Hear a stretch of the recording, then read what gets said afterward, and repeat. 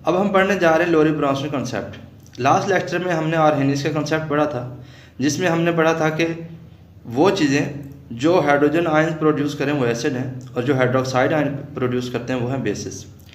अब हम बात करते हैं लोरी ब्रॉन्सन के बारे में। इन 1923 में इन साइंटिस्ट ने अपनी वर्किंग पेश की थी। उन वर्किंग की बुनियाद पर हम आज पढ़ने जा रहे हैं कि ब्रॉन्स्टेड और लोरी का कॉन्सेप्ट एसिड और बेसिस के बारे में क्या है। सबसे पहले हम पढ़ते हैं एसिड के बारे में कि एसिड्स क्या हैं इनके मुताबिक। Acid is a substance, acid एक ऐसा सब्सटेंस है that can donate a proton to another substance. Acid ऐसी चीज़ जो दूसरे को प्रोटॉन डोनेट कर सके, यानी दे सके। अब प्रोटॉन क्या, फॉर एग्जांपल हमारे सामने ये एक हाइड्रोजन का एटम है। अब ज़रा गौर से देखिएगा, हाइड्रोजन के एटम के एक ही ऑर्बिट होता है और उसके एक ही ऑर्बिट में एक ही इलेक्ट्रॉन होता है। अगर ये इलेक्ट्रॉन यहाँ से रिमूव हो जाए तो हमारे पास सिर्फ और सिर्फ एक प्रोटॉन बचता है। जैसे कि हाइड्रोजन, इसके ऊपर प्लस चार्ज आ जाएगा और ये हमारे पास एक प्रोटॉन होगा। अब यही एक प्रोटॉन, हम इसे प्रोटॉन कहेंगे। अब ये प्रोटॉन जो एटम, जो सब्सटेंसेस, वो सब्सटेंस मॉलिक्यूल भी हो सकता है, आयन भी हो सकता है। जो सब्सटेंस यही प्रोटॉन जो है वो डोनेट करें वो कहलाते हैं एसिड्स। एग्जांपल अब हम डिस्कस करते हैं, जैसे कि HCl, NH3 यानी कि हाइड्रोक्लोरिक एसिड और अमोनिया। इन्हें हम बात करते हैं। HCl जो बना हुआ है वो आपको पता है, हाइड्रोजन पर पॉजिटिव चार्ज, क्लोरीन पर नेगेटिव चार्ज। अब ये हमारे पास एक प्रोटॉन है। अब ये प्रोटॉन डोनेट होता है किसे, NH3 को। तो अब ये चीज़ जो है प्रोटॉन डोनेट कर रही है NH3 यानी अमोनिया को। अब ये चीज़ क्या कहलाएगी, अब इनके कॉन्सेप्ट के मुताबिक ये चीज़ कहलाएगी एसिड। क्यों? क्योंकि HCl यहाँ पर प्रोटॉन जो है वो डोनेट कर रहा है और उसके नतीजे में NH4+ हो जाएगा और ये Cl-। तो ये चीज़ हमारी क्या कहलाएगी, एसिड कहलाएगी। क्यों? क्योंकि इसने यहाँ पर प्रोटॉन जो है वो डोनेट किया है।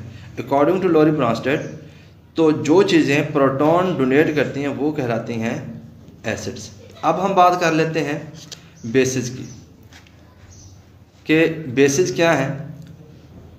लोरी ब्रॉन्स्टेड के मुताबिक इट इज़ अ सब्सटेंस, ये वो सब्सटेंस है दैट कैन एक्सेप्ट सब्सटेंस, फिर वही बात, मॉलिक्यूल भी हो सकता है और आयन भी। तो वो सब्सटेंस जो can accept a proton accept कर सकें फ्रॉम अनदर सब्सटेंस, किसी दूसरे सब्सटेंस से, तो वो चीज़ें क्या कहलाती हैं, बेसिस कहलाती हैं। अब हम इसके एग्जांपल पढ़ते हैं। For example HCl, NH3। अब यहाँ से HCl ने क्या करना है, अपना प्रोटॉन देना है और ये लास्ट पॉइंट की तरह ये कहलाएंगे हमारे एसिड्स, एसिड कहलाएगा ये।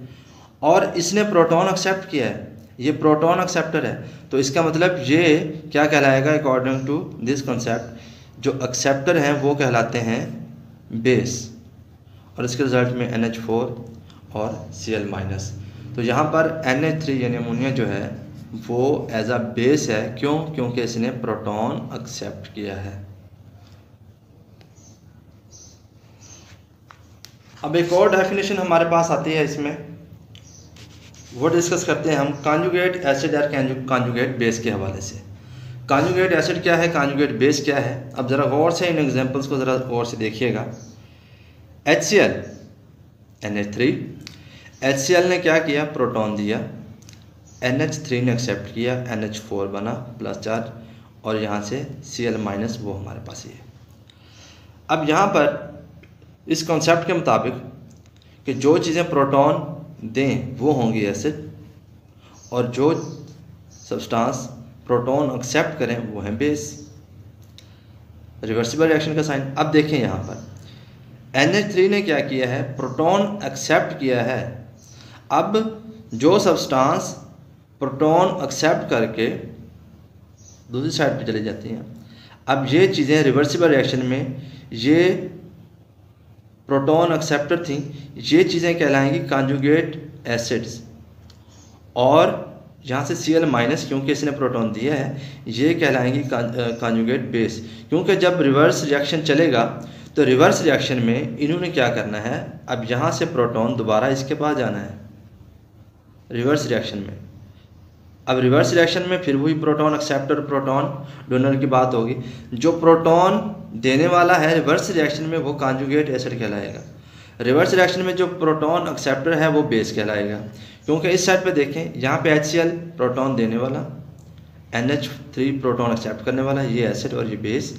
अब इस साइड पे देखें, इसने रिवर्सिबल रिएक्शन में यहाँ पे इसने प्रोटॉन दोबारा इसे देना है और ये अब एसिड कहलाएगा लेकिन कॉन्जुगेट एसिड कहलाएगा। अब ये चीज़ प्रोटॉन एक्सेप्टर है लेकिन ये कॉन्जुगेट बेस कहलाएगी। इसकी डेफिनेशन किसी एक और तरीके से भी की जा सकती है। Conjugate acid is a species, conjugate acid वो स्पीशीज है form by accepting a proton by a base. Base के प्रोटॉन एक्सेप्ट करने पर ये जो बेस है बाद में क्या बन जाता है, कॉन्जुगेट एसिड बन जाता है। अब कॉन्जुगेट बेस की बात क्या करते हैं।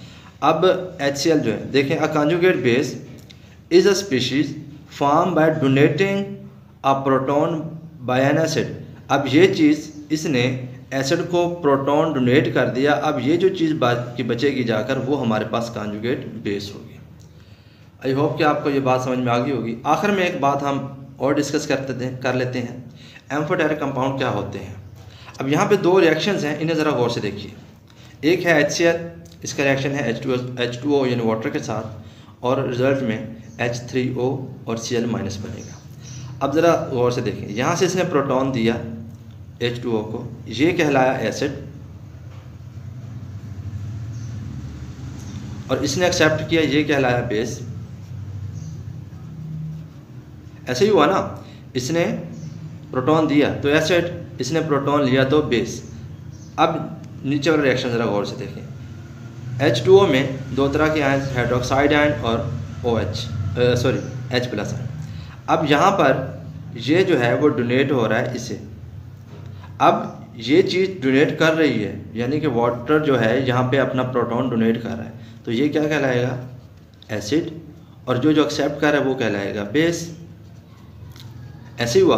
अब वाटर का ज़रा गौर से देखें, वाटर के बारे में। वाटर दोनों तरीके से रिएक्ट कर रहा है, इधर बेस के तौर पे कर रहा है, इधर एसिड के तौर पे कर रहा है। इधर बेस के तौर पे क्योंकि एक्सेप्ट कर रहा है, इधर दे रहा है। तो अब ये जो वाटर है दो तरीके से अपना बिहेवियर शो कर रहा है, एक एज ए बेस, एक एज ए एसिड। अब अगर सामने इसके एसिड होगा तो ये बेस के तौर पे रिएक्ट करेगा वाटर, अगर वाटर के सामने बेस होगा तो ये एसिड के तौर पे रिएक्ट करेगा। तो अब बात ये वाज़ेह हुई कि ये कंपाउंड दो तरीक़ों से एज ए एसिड भी काम करता है, एज ए बेस भी काम करता है। तो ऐसे कंपाउंड जो एज ए एसिड भी काम करें, एज ए बेस भी काम करें, उन्हें हम एम्फोटेरिक कंपाउंड का नाम देते हैं, जिनमें सरफेरेस्ट एग्जांपल है H2O की। वाटर एज ए बेस भी काम करेगा, एज ए एसिड भी काम करेगा। अब यहाँ पे क्वेश्चन ये कि एज ए एसिड कब काम करेगा, एज ए बेस कब काम करेगा। एज ए बेस तब काम करेगा जब इसके सामने एसिड होगा, एज ए एसिड तब काम करेगा जब इसके सामने बेस होगा।